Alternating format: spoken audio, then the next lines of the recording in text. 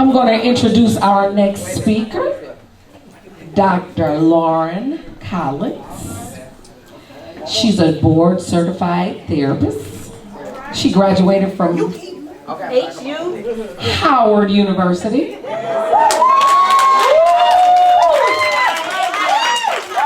said, HU? I'm a bulldog, but you know, hey, we cousins. All right. She has a master's. She has a doctorate, of course. God bless her. She's also a professor at Howard University. Oh, so she poured into our folks. That's a blessing. She believes in multi-layer healing and incorporates a philosophy of whole self-healing in her treatment. So today, we're going to listen to Dr. Collins. She's going to help us with that healing, self-healing, and I present to you all Dr. Collins.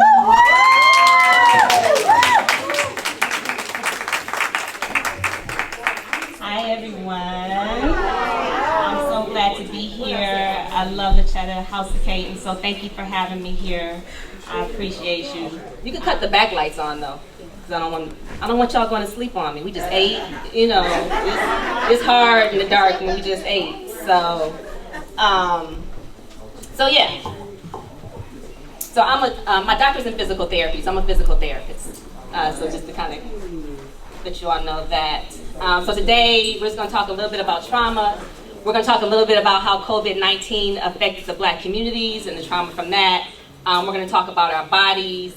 My expertise area in physical therapy is the pelvic floor. So the majority of people that I work with have issues around urinary or fecal incontinence. They leak urine or stool. They have pain with sex.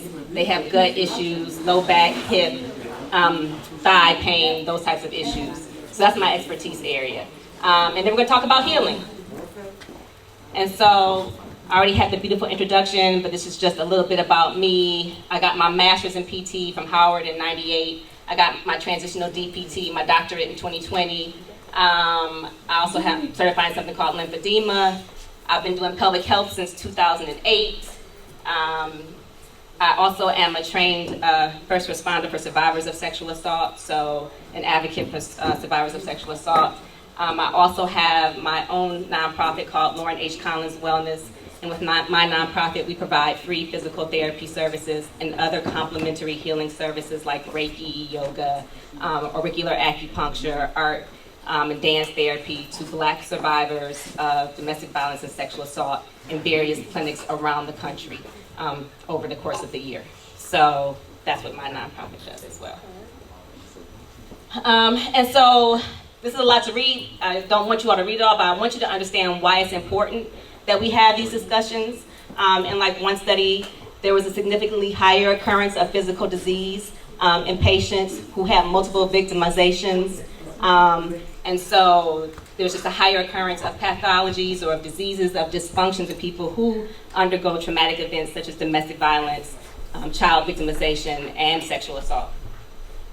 And it's just something else saying that on the sexual assault side. This is just a definition of trauma, and I think we all understand how trauma occurs or what it is. And it typically occurs after a stressful experience that's occurred either once or multiple times.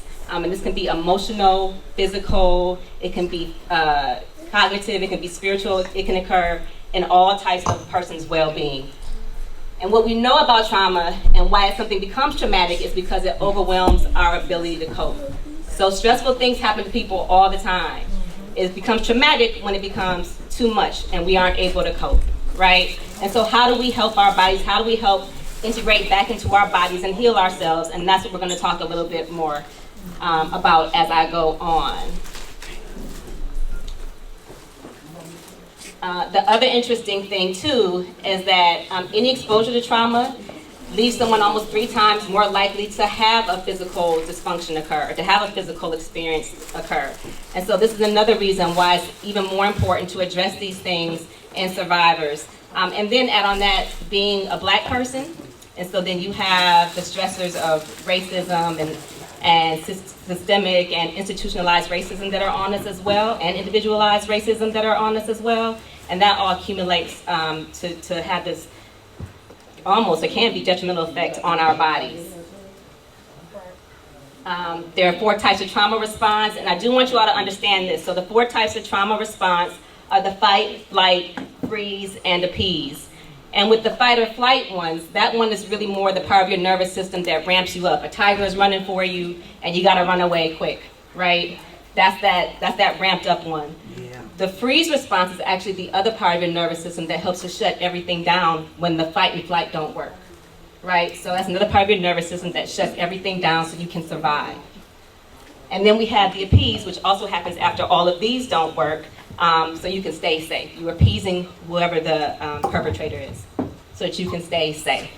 So just understanding what your body is doing. And all of these responses are typical responses to traumatic events, right? All of them. So I want you to understand that as well. And so, again, understanding more about our bodies and what's going on, approximately 70% of women reported tonic immobility during a sexual assault, which means that approximately 70% of women who are assaulted freeze, right? Mm-hmm. And understanding why when things go to court, or when someone's questioning, well, why didn't you fight off, or why didn't you, flee? Because our other response is to freeze. And this is a typical response, and people need to understand that as well, right? And also with this, vocal capacity is diminished. So the ability to scream is diminished as well. People who experience tonic mobility are twice as likely to develop post-traumatic stress disorder. They're 3 times more likely to have severe depression 6 months after as well. And if we know 70% of survivors, this is what has occurred, then this has also occurred. And so there are various forms of trauma. It could be injury, infection, inflammation, surgery, and stress.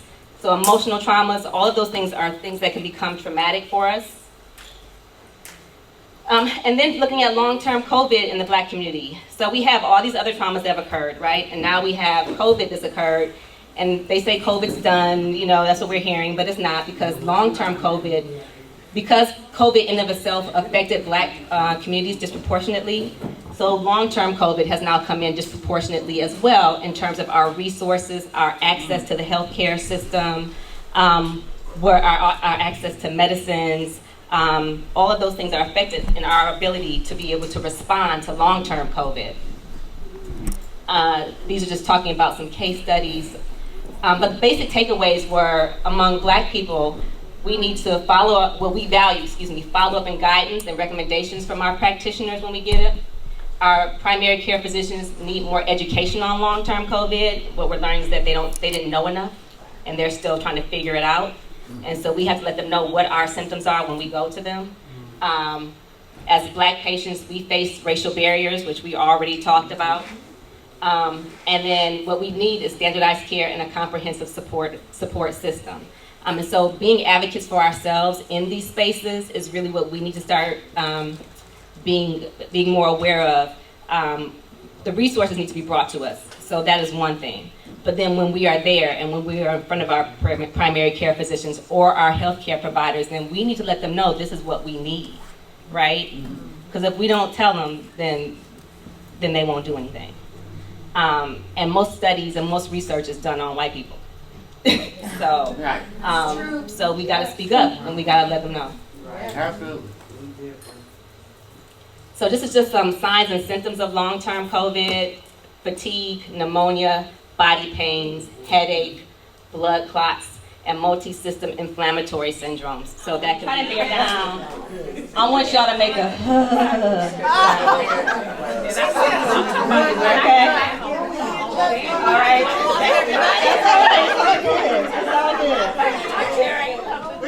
All right. Y'all ready? That's what we do. We're going to count to 3. On count to 3, I want everybody to try and bear down gently. You're going to make like a sound as you bear down. Okay, y'all ready? 1, 2, 3. Okay. Now when you did that, you should have felt the muscles come towards the chair. And if you felt that, that was correct. That was what should have happened. If you didn't feel that, well then, you know, one, it may be that this is your first time trying to do it in a public space and saying, you know, I get it. If it didn't happen, I get it. Try it at home though, try it at home, all right? So it's as important to be able to squeeze the muscles as it is to be able to relax the muscles, as with any other muscle, right? If I'm going to flex my biceps muscle, I got to be able to straighten it back out again. Otherwise, it doesn't work optimally. Make sense? Everybody with me? Everybody. All right, so those are your pelvic floor muscles. This was you trying. This was you like, okay, I'm working on it. Okay. And like, this is like, oh, I got it. And this is like, yay! Yeah. I found him. All right. Yeah. But Lion's Breath really helps to open all this up. I'm going to demonstrate, and then I'll have everybody try, okay? So for Lion's Breath, it's basically taking a deep breath in, and then letting it out, vocalizing at the same time, letting your tongue come out in front of you. Okay, I'm not going to do it with the mic, but, so.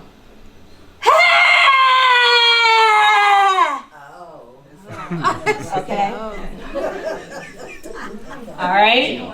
Y'all think y'all can try that? No, you can sit down. You can sit down, but it's just about bringing it up, right? If you cough afterwards, that's a typical response, especially if you're holding something in there. Okay? Y'all ready? Deep breath, inhale. And exhale.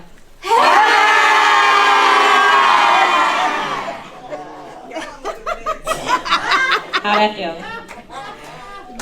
How that feel? Right? Do it a few times, okay? Let it out. Let it out, okay? That was perfect. And just some other things on here. Again, if you want it, it just talks about. All right, how y'all feeling? That's good. Welcome to Crowns and Chucks. Did you guys have a good time? Yes. Did you guys have a good time?